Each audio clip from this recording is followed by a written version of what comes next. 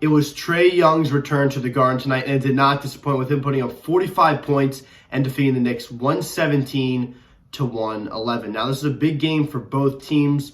Before the game, the Hawks sat in the last playing spot in the Eastern Conference. That was 5 games up on the Knicks, so a lot was at stake in this one.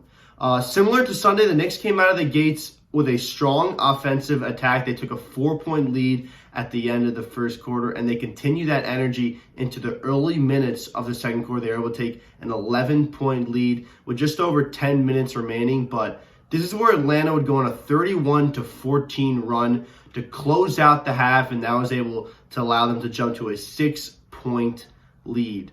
But things changed in the third quarter. This was a quarter that was all Knicks. They outscored the Hawks by 8 points, and they were able to retake the lead going into the final 12 minutes of the game. In the fourth quarter now, it mimicked much of the second quarter. New York starting out very hot. They would go on a 7-0 run to start things off, but it went downhill after here. New York just scoring 15 points in the final 9 minutes and 18 seconds, which led to them losing 117-111. Trae Young was just so dominant in that final period, and all game long, he ended with 45 points. But Bogdanovic, he also added 32 points off the bench. Just a poor defensive effort for the Knicks tonight. For New York, RJ Barrett led the way with 30 points and 13 rebounds.